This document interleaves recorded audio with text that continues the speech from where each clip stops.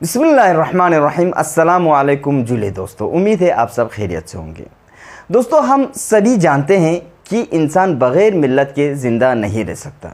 इंसान वजूद में आते ही उसको किसी न किसी की ज़रूरत ज़रूर होती है। सबसे पहले उसकी माँ उसकी देखभाल करती है, अपने आगोश में रखती है और उसको 9 महीने पेट में रखने के बाद 9 साल अपने साथ रखती है। और इसके साथ साथ जब बच्चा थोड़ा बड़ा हो जाता है तो फैमिली का भी थोड़ा कॉन्शियसनेस आ जाता है।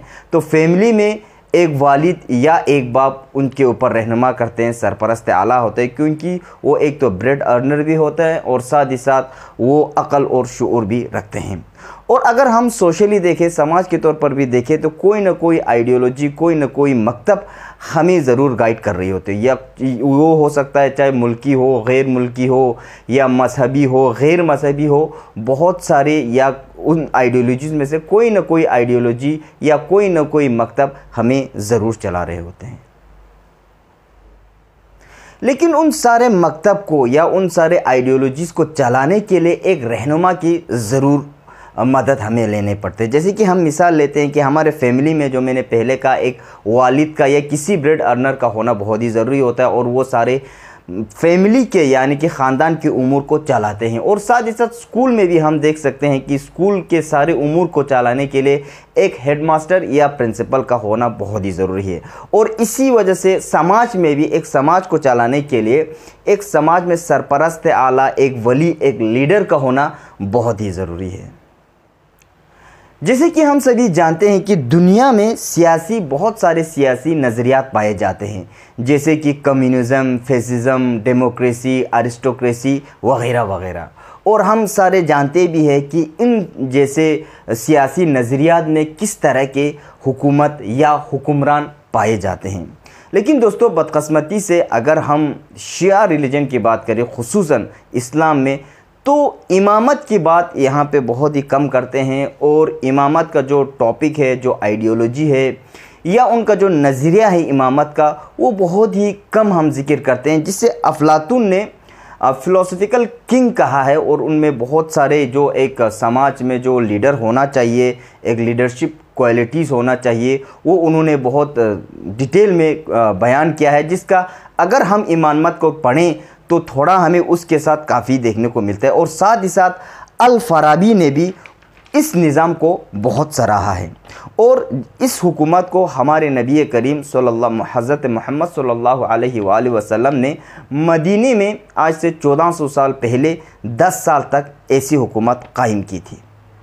इस मौजू पर इंशाअल्लाह आगे आने वाले दिनों में हम बात करेंगे दोस्तों। लेकिन अभी फ़िलहाल हमारे जो समाज में, हमारे सोसाइटी में जो काम चल रहे हैं, वो है इलेक्शन का दौर है, खुसूसन हिल काउंसिल इलेक्शन का, जिसमें बहुत सारे कैंडिडेट से अलग अलग पार्टी से जुड़े हुए हैं और लोगों को हर मुमकिन कोशिश कर रहे हैं, कन्विंस कर रहे हैं कि उनको वोट देने का। तो आज की वीडियो में मैं बात करना चाहता हूं दोस्तों कुछ लॉजिकल फैलेसीज़ के बारे में, जिसको न सिर्फ इसको वोट के कॉन्टेक्स्ट में ही नहीं लेते हैं, बल्कि दूसरे बहुत सारी चीज़ों में ऐसे लॉजिक्स, ऐसे मंतिक का इस्तेमाल करते हैं, जिससे हम कहीं ना कहीं जो आम इंसान होते हैं उनको उनके ही लॉजिक के ज़रिए, उनके ही आर्गुमेंट से, उनके ही बातों से हम उनके बातों में आ जाते हैं और उनको कहीं ना कहीं हम सच मान लेते हैं। और वो अगर वोट की अगर हम कॉन्टेक्स्ट में बात करें तो वोट हमारे ले जाते हैं, या किसी चीज़ को बेचने का हो तो वह हम उसी से ही ल्यूर होकर हम उसी जो चीज़ वो लोग बेच रहे हैं उसी को हम ख़रीदते हैं। या कोई चीज़ हमें किसी को मानने में अगर उन लोगों का ज़ोर है तो हम उनके ही बातों में आके हम मान लेते हैं। तो कुछ लॉजिकल फैलेसीज़ आज हम डिस्कस करेंगे दोस्तों, तो आप एंड तक ज़रूर सुनिएगा। तो दोस्तों, सबसे पहले उस फैलेसी में आते हैं दोस्तों, फैलेसी ऑफ अथॉरिटी। तो उसको मैं थोड़ा डेफिनेशन इंग्लिश में पढ़ के सुनाता हूँ आप लोगों को। So it refers to the use of an experts opinion to back up an argument. Instead of justifying one's claim, a person cites an authority figure who is not qualified to make reliable claims about the topic at hand, because people tend to believe experts appeal to authority often imbues argument with credibility। तो दोस्तों यहाँ पे अगर आप हम आसान भाषा में बताऊँ तो जो आर्गुमेंट वो क्रिएट करते हैं वो अपने आप में कुछ लॉजिक रखता नहीं है, वो सिर्फ एक अथॉरिटी, एक फिगर को या सेलिब्रिटी को कोट करते हैं, जैसे कि वो कहते हैं तो हम इसीलिए हम भी यही कह रहे हैं। जैसे कि ये सारा हम एड्स में देख सकते हैं, जैसे कि बहुत सारे सेलिब्रिटी फिगर्स है, एक्टर्स है या क्रिकेटर्स है, स्पोर्ट्स पर्सन है, वो लोग किसी न किसी चीज़ को यूज़ कर रहे थे। जैसे कि हम यहाँ पे मिसाल लें तो एमआरएफ का जो हमारा बहुत ही बड़ा क्रिकेटर है विराट कोहली, एमआरएफ ZLX का वो एडवर्टाइज़ करते हैं।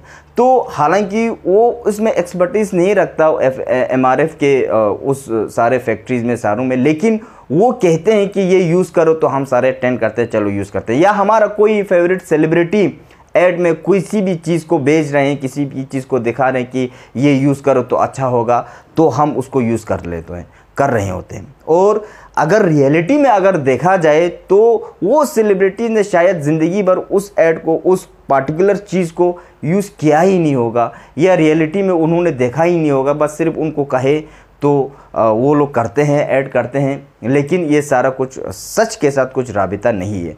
तो इसी के साथ अगर हम पॉलिटिक्स में आके देखें दोस्तों, तो जब वोट मांगना हो तब भी हम इस तरह से एक सेलिब्रिटी फिगर को या बहुत बड़े बड़े चीज़ों को हम कोट करते हैं, वो सारे पार्टी, और सिर्फ यही करने के लिए कि हमें वोट दे दो क्योंकि हम उनका ही फॉलोअर है। लेकिन ख़ुद ने ग्राउंड लेवल पर क्या किया या किस चीज़ को करने की कोशिश की, किस चीज़ को रोकने की कोशिश की, उनके पास कुछ आर्गुमेंट होता नहीं है। बस सिर्फ वो लोग ऐसे अपना एक मुद्दा रख के, एक मैनिफेस्टो के नाम पे हम कह सकते हैं, वही रख के बस आगे निकल जाते हैं। दोस्तों दूसरा होता है स्ट्रॉमैन आर्गुमेंट। तो इसमें is a logical fallacy of distorting an opposing position into an extreme version of itself and then arguing against that extreme version. The arguer strips the opposing point of view of any nuance and often misrepresents it in a negative light. तो यहाँ पे ये होता है दोस्तों इस straw man argument में, जब कोई आर्गुमेंट कर रहा होता है तो उसको बहुत ही ज़्यादा ही ओवर सिंप्लीफाई कर देता है। तो अगर यहाँ पे मैं मिसाल लूँ तो हम यहाँ पे ये साइड कर सकते हैं, जैसे कि एक वीडियो बहुत ही वायरल हो रहे हैं कि हमारे बीजेपी लीडर हाजी इनायत अली का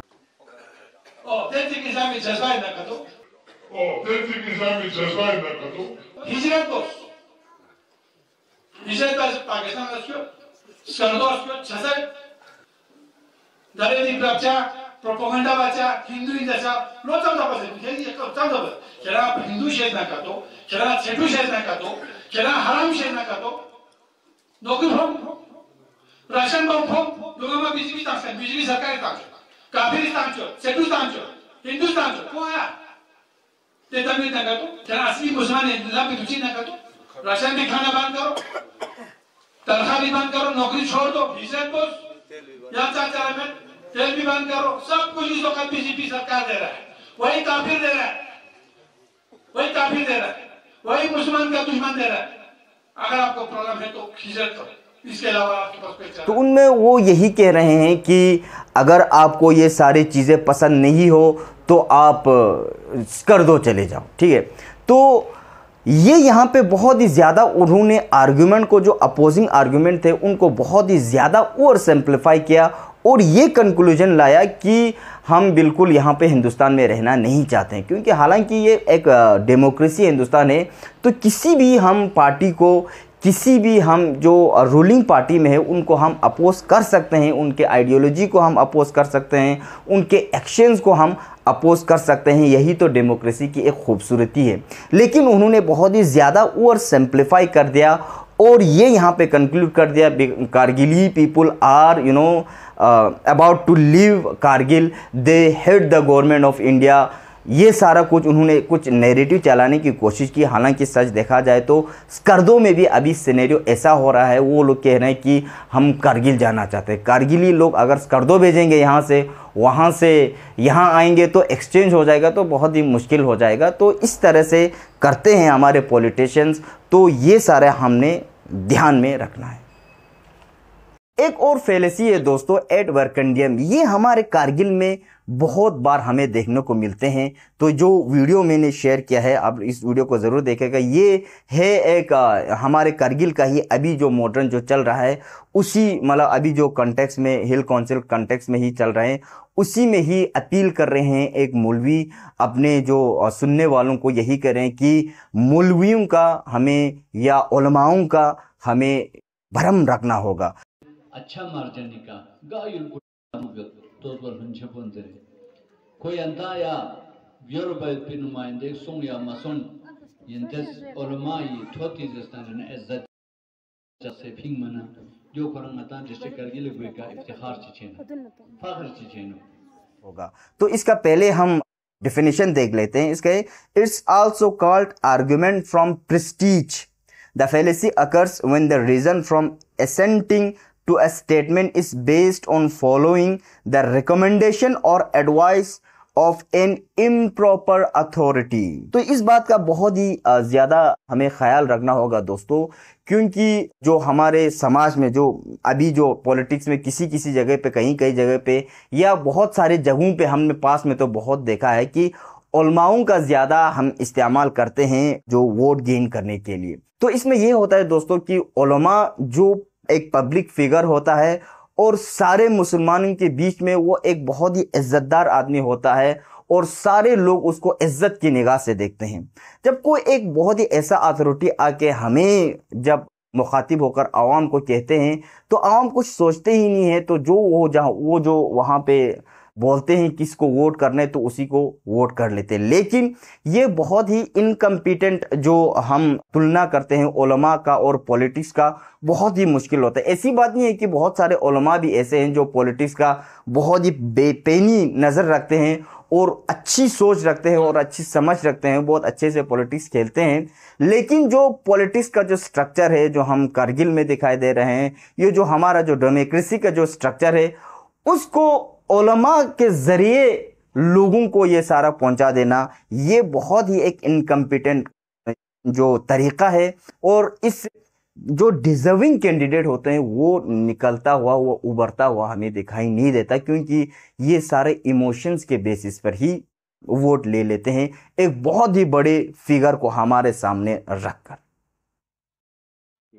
एक होते हैं दोस्तों की फॉल्स डिकोटोमी, ये आते हैं फेलेसी ऑफ लॉजिक में। तो मैं काफ़ी मतलब इधर से उधर जो एक शेड्यूल होता है उसी के पे नहीं जा रहा हूँ, जो रिलेवेंट मुझे लगा उसी को ही मैं चुन के जा रहा हूँ। अगर आप लोगों को ज़्यादा इसमें पढ़ना है तो इंटरनेट पर मिलेगा, आप लोग सर्च कीजिएगा कि फेलेसी ऑफ लॉजिक ही डाल के अगर सर्च करेंगे तो आपको आ जाएगा। तो ये भी एक बिल्कुल रिलेवेंट है कि इसमें है फेलेसी ऑफ लॉजिक में है फॉल्स डिकोटोमी। इसमें क्या बोलते हैं कि a false dichotomy is presenting two choices when more than two choices exist.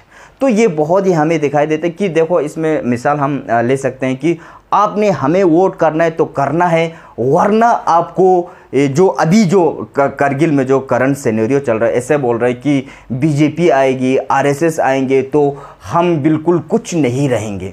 तो ये बहुत ही गलत एक जो पैगाम दे रहे हैं, जो मैसेज दे रहे हैं, या लोगों को जो वोट जो बटोरने का जो तरीका है लोगों से, ये बहुत ही गलत है। हालांकि हम अगर हमारे इंडिया के या हिंदुस्तान के मेन जो अभी आजकल का जो पॉलिटिक्स चल रहे हैं, जो बीजेपी जो रूलिंग पार्टी है, वो लोग जो खेल रहे हैं वो कहीं ना कहीं कारगिल में बैकफायर करता हुआ नज़र आता है दोस्तों। क्योंकि जो हिंदुस्तान में जो नैरेटिव चला हुआ है कि हिंदू खतरे में है, वही कारगिल में यही नैरेटिव चल रहा है कि कारगिली लोग हम ख़तरे में हैं। ये बिल्कुल ख़तरे में होने वाली बिल्कुल बात नहीं है, क्योंकि जो भी हुकूमत आए तो लोग तो सारे मुसलमान है, मतलब सारे तो नहीं है लेकिन मैक्सिमम जो मुसलमान है, तो मुसलमान पॉपुलेशन पर ऐसा कुछ होने वाला नहीं है। Same goes with India too, कि अगर इंडिया में भी कोई भी अगर हुकूमत आ जाए, हिंदू के अलावा मुसलमान आ जाए, क्रिश्चियनिटी आ जाए या बुद्धिस्ट आ जाए, तो कोई भी ख़तरे में नहीं पड़ेगा, क्योंकि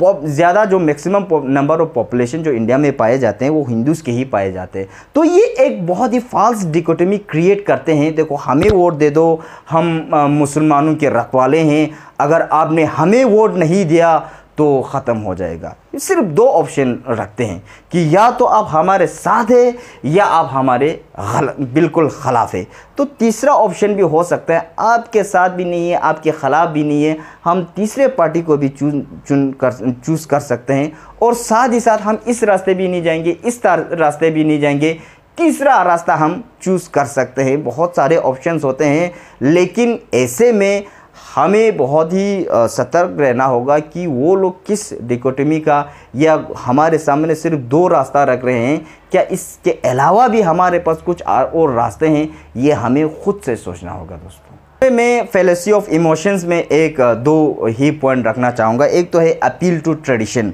यही है to ignore the evidence that we should change because we have been doing something for a long time. ये बहुत हमेशा से होता है। देखो अगर कोई भी समाज में कोई भी जवान हो या कोई मर्द औरत, कोई भी नया अगर हमें एक आइडिया या नया अगर हम सोच रखते हैं तो उसके ऊपर फ़ौरन क्रिटिसाइज़ करते हैं कि देखो हम बरसों से ये करते हुए आ रहे हैं, आज ये तुम्हारे ये नया कैसे करेंगे। हमारे आबा व अजदाद बरसों से करते हुए आ रहे हैं, तो क्या वो लोग बेवकूफ़ है? हमारे माता पिता क्या वो लोग बेवकूफ़ है जो आज हम इनके जो रास्तों पे नहीं चल के तुम्हारा ये वाला रास्ता इख्तियार कर ले। ये बहुत ही ज़्यादा कारगिल में भी अगर हम देखा जाए तो हमारे सोसाइटी में ये बहुत ही आम है। और दूसरा है एड पोपुलम में acclaim that something is true simply because that's what a large number of people believe. इसका मतलब ये है दोस्तों कि देखो इतने सारे लोग फॉलो कर रहे हैं, इतने सारे लोग वोट दे रहे हैं, इतने सारे लोग उसको सपोर्ट कर रहे हैं, तो पिछले 1-2 सालों से भी मतलब 1-2 वोटों में भी वो जीत के आए, तो इतने सारे उसका सपोर्टर, तो तुम उसको गलत क्यों कह सकते हो? तो उसके लॉजिक को या उसके काम को तुम गलत कैसे कह सकते हो?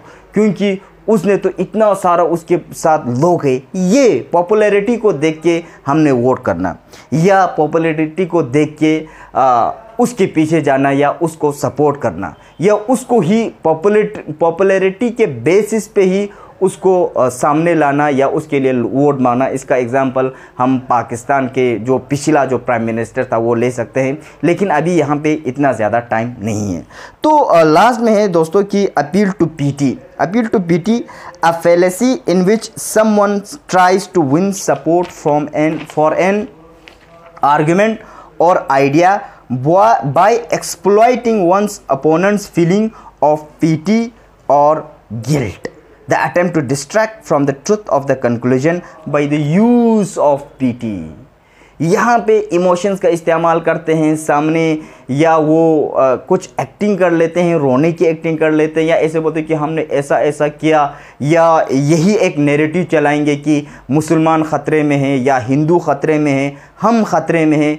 ऐसा वैसा कुछ चला के लोगों के इमोशंस के साथ खेल के, जो करगिल में तो बहुत होता है कि इदारे का बहुत कुछ चलता है कि ट्रस्ट या स्कूल। इस साल तो खुशकिस्मती से ये दोनों नहीं है, वरना बहुत सारे लोग इसे ऐसे ही वोट दे देते कि ये ट्रस्ट वाला है तो हमें वोट देना चाहिए, ये स्कूल वाला है तो हमें वोट देना चाहिए, ये मुस्लिम है तो हमें वोट देना चाहिए, ये बुद्धिस्ट है तो हमें वोट देना चाहिए। तो कैंडिडेट के क्रेडिबिलिटी को बिल्कुल नहीं देखते हैं और इमोशंस में बह के ही ऐसे हमारा गांव वाला है, हमारा हम मजहब है, या हमारा हम मिल्लत है, या हमारे पार्टी से है, या हमारे इदारे से है, उसी को देख के ही वोट देते हैं। तो दोस्तों इसी पर ही मैं रखता हूँ अपने वीडियो को।